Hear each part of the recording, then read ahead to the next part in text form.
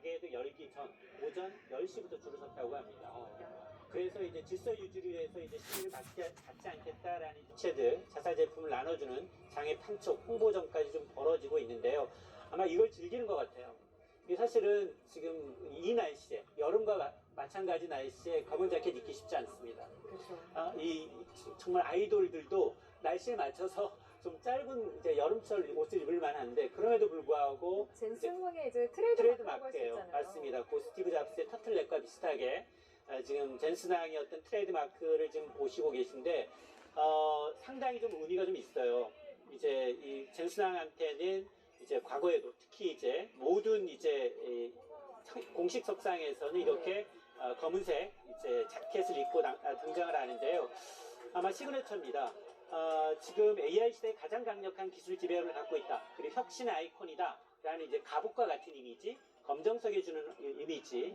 특히나 단순한 패션을 넘어서 고가의 어떤 브랜드 전략이 아니냐라는 얘기인데요. 실리콘밸리의 대다수의 이제 연구진들은 양복 잘 안 입어요. 양복 잘 안 입고 허름한 어떤 후드티나 경량 패딩 시대를 열었었는데 그 중에서도 압도적으로 남성성과 시장 재배력을 이제 의미하는 저는 검은 자켓을 지금 입고 나타났는데요. 좀 술 먹으면서 옆에 벗어놓은 것 같습니다. 그럼에도 불구하고 이런 행태는 아마 AI 기술로 세상의 판도를 바꾸겠다라는 AI 황제의 강력한 리더십, 정체성이 이 옷 한 벌에 묻어나는 게 아니냐라는 생각이 듭니다. 예, 뭐 사인 요청에도 뭐 마다하지 않고 의상에도 저렇게 사인을 해주고 있습니다. 조금 전에는 한 남성이 등에 직접 사인을 받기도 했는데 참 저렇게 바쁜 일정 속에서 시민들이 요청하는 것도 하나하나 빼놓지 않고 시가총액 1위 엔비디아 CEO가 저렇게 친화적인 모습을 보여주고 있습니다. 저 자리에는 최태원 SK그룹 회장, 그리고 구광모 LG그룹 회장, 이혜진 네이버 의장도 있는데 함께 조금 전에 술잔을 기울이면서 식사도 하기도 했는데 예, 관련 그림을 한번 볼까요? 예, 내부에서 촬영한 모습이군요. 예, 이렇게 잔을 들고서 사진 촬영을 마치고 건배도 하고요. 굉장히 한국식의 어떤 문화라고 좀 보여져요. 저렇게 잔에다가 이제 가득 채우고 같이 들고 사진을 찍는 거, 그렇죠? 잔을 들고 기념사진을 찍고 다 같이 짠하고 이제 건배사를 하고 동시에 이제 마시는 것, 이제 모든 것들이 되게 한국 문화. 삼겹살집 자체도 그리고 맞아요. 소맥이라는 것 자체도 굉장히 한국 문화잖아요. 맞습니다. 그러니까 본인이 이제 좋아하는 이제 음식을 먹기 위해서 미리 주문한 것 같아요. 그래서 지난해는 깐도라는 게 친한 친구라는 의미였잖아요. 근데 이번에 선택한 상호가 형님 저요라는 네. 상호 가게예요. 한국식 의리와 이제 결속을 의미합니다. 형님이라는 단어는. 그러니까 나이 차가 다 나잖아요. 내 사람이 동갑이 없습니다. 예. 자, 그러다 보니까 이제 한국 고유의 어떤 정사와 의리를 의리와 여기다 수평적 어떤 연대감을 강조하려는 젠슨왕의 어떤 특유의 영리한 브랜딩 전략이 아닌가라는 생각이 드는데요. 자켓 벗고 바로 이제 삼겹살을 손에 곁들이면서 친절하게 소통을 하고 있지만 사실 논의될 의제는 상당히 무거운 거예요. 이게 보면 뭐 결코 가볍지 않습니다. SK 최태원 회장 입장에서는 아직까지도 가장 큰 고객, 차세대 HBM의 공급 물량을 확연해야 되고요. 여기 경쟁자가 3명이에요. SK하이닉스뿐 아니라 지금 뭐 삼성전자, 마이크론까지. 여기다 LG 구광모 회장은 첫 대면이긴 하지만 가전과 모바일 아우르는 온디바이스 AI 전략을 또 논의할 것으로 보이고, 네이버 이혜진 의장도 이제 소형 언어 모델 우리나라 중심의 AI 서비스 영토를 좀 확장하는데 여러 가지 논의가 있을 것으로 보이지만, 그러니까 겉으로 보면 소탈한 어떤 우리 저녁 만찬 자리인 것 같지만 그 이면에는 엔비디아를 중심으로 해서 한국형 AI 핵심 연합군을 결성하는 결정적인 장면이 지금 만들어지고 있습니다. 예, 7개월 전에 치킨 회동을 했을 때 삼성 이재용 회장 그리고 정의선 현대차그룹 회장과 3명이 만났을 때의 목적하고 이번 7개월이 지난 오늘의 이 방안은 어떤 목적이 다른 겁니까? 일단 당시 1차에서는 우리가 만나는 사람만 봐도 알 수 있잖아요. 이제 정의선 회장과 그리고 이제 이재용 회장은 어차피 로보틱스라는 이제 주제와 반도체라는 이제 공급망 확보 차원이었다면 이번에는 좀 더 확대가 됐죠. 반도체를 넘어서 지금 1차 회동과는 달리 이번에는 아마 주로 이제 휴머노이드, 피지컬 AI로 이제 넘어가게 됩니다. 지금 가장 이제 지금 그 엔비디아한테 필요한 게 뭐냐? 사업 다각화예요. 지금까지 돈 벌었던 건 뭡니까? 바로 이제 칩을 설계하는 팹리스 업체로서 AI, 인공지능 가속기예요. 이거에 대한 도면을 갖고 있는 거죠. 소프트웨어를 갖고 있는데 그걸 만들 수 있는 칩을 만들어야 되니까 그 속에 내장되어 있는 반도체는 한국에서, 그리고 그 가져간 메모리를 쌓아서 포장하는 것은 대만의 TSMC에서, 엔비디아는 거기다가 자기 로고를 붙여서 자기 걸 파는 겁니다. 자, 그러다 보니까 이 AI 생태계가 점점 지금은 AI 가속기가 엔비디아가 8, 나머지 20을 어드밴스 마이크로 디바이스와 브로드컴이라는 회사가 지금 차지하고 있는 상황인데, 지금 영업이익률이 점점 떨어지고 있습니다. 당초 최초의 80%가 넘었어요. 1,000원어치 물건 팔면 800원 이상의 이윤을 남기다가 지금 60원, 600원대로 지금 떨어져 있는 상황이기 때문에 빨리 뭐로 생태계를 바꿔야 돼요. 지금까지 소프트웨어 업장이었다면 지금까지 하드웨어로 결합을 해야 되는데, 그 하드웨어라는 거, AI 가속기가 로봇과 만나야 되고요. 자율주행과 만나야 됩니다. 6차 이동통신, 의료, 항공, 우주로 산업 전 분야로 영토를 확장해야 되는데, 이거 가장 잘하는 국가가 어디냐? 바로 한국이라는 겁니다. 이게 보면 반도체 칩 설계도 가능하고요. 제조도 가능합니다. 데이터 센터 되고요. 하드업 제조, 모든 오리온이 가능한 유일무이한 국가다 보니 지금 그동안은 화면 속에 있는 대화형 AI를 넘어서 현실 속에 로봇으로, 피지컬로 이제 가져오기 위해서는 가장 적합한 파트너가 누구냐? 한국이라는 거고요.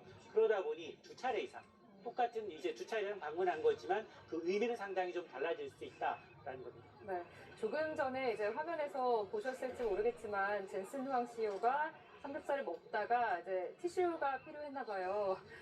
보통의 이제 이런 삼겹살집에는 화장지가 준비가 되어 있지 않고 그 위에나 벽에 이렇게 붙어서 이제 시민들이 이렇게 뽑아서 사용을 하게끔 되어 있잖아요. 굉장히 능숙하게 또 한 장 한 장씩 뽑아서 사용을 하는 모습도 포착이 됐어요. 맞습니다. 그리고 또 우리나라에서는 삼겹살집에 가보면 수저하고 휴지, 물티슈는 예. 옆에 서랍에 다시 있어요. 네. 서랍에서 꺼내야 돼요. 근데 그게 외국에는 없는 적이거든요. 없는 문화죠. 없는 예. 문화죠. 우리나라에만 있는 문화다 보니까 저런 거를 옆에서 가르쳐 주면서 하는 거예요. 근데 젠슨항 총재가 워낙 먹는 걸 좋아하다 보니까 저런 타국에 있는 어떤 음식 문화 예절을 배우는 걸 상당히 좋아해요.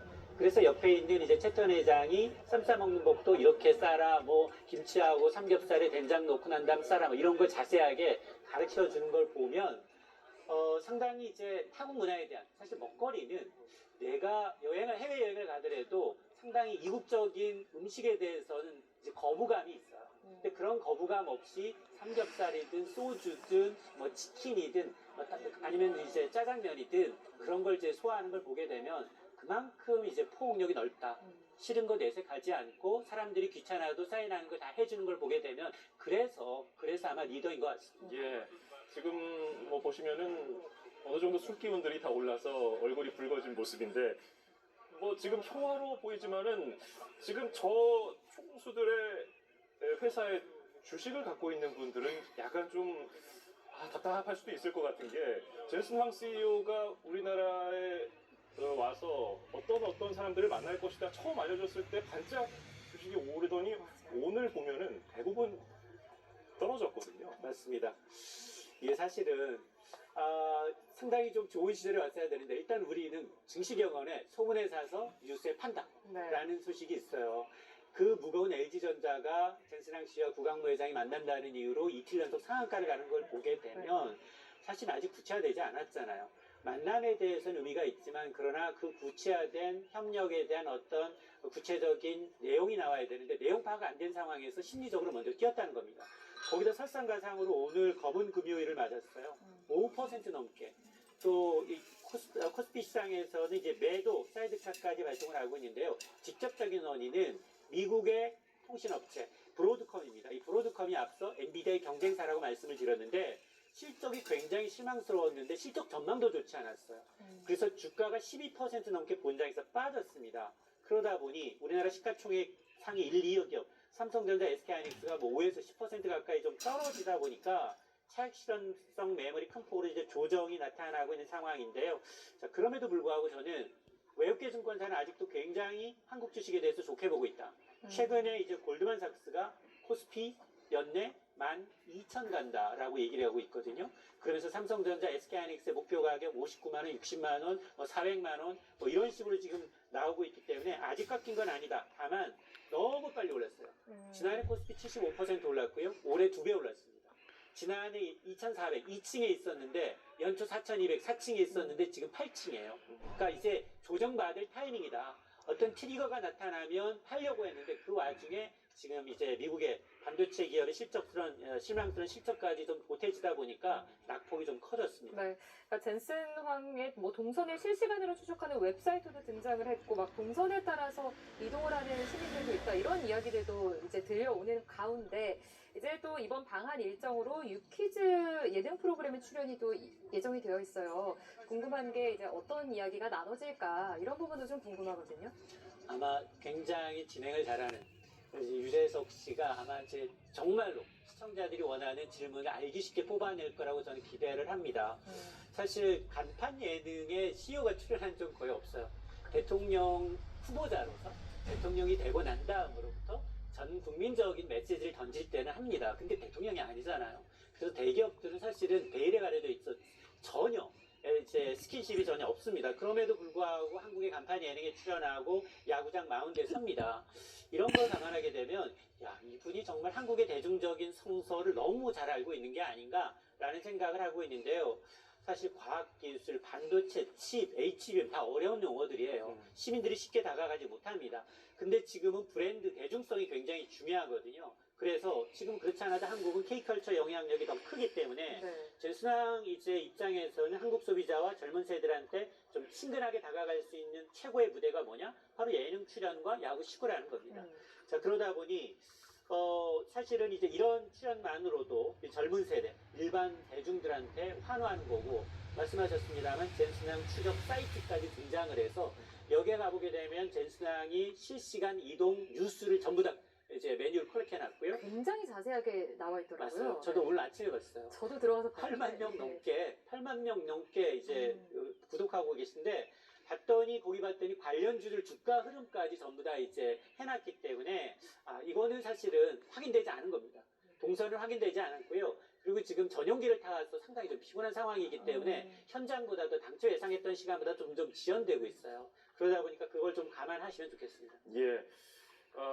이제 조금 전에 소장께서도 말씀하셨지만은 모레인가요? 그 잠실 키움전에서 시구를 하게 되잖아요. 시타는 박정원 두산그룹 회장이 하게 되는데 엔비디아 창립 연도인 1993년을 의미하는 93번을 유니폼에 새길 것으로 보이는데, 두산도 지금 피지컬 AI 관련해서 논의할 게 많아 보이죠? 맞습니다. 두산도 이제 로보틱스가 굉장히 곽강을 좀 받고 있는데, 두산은 100년이 더 됐어요.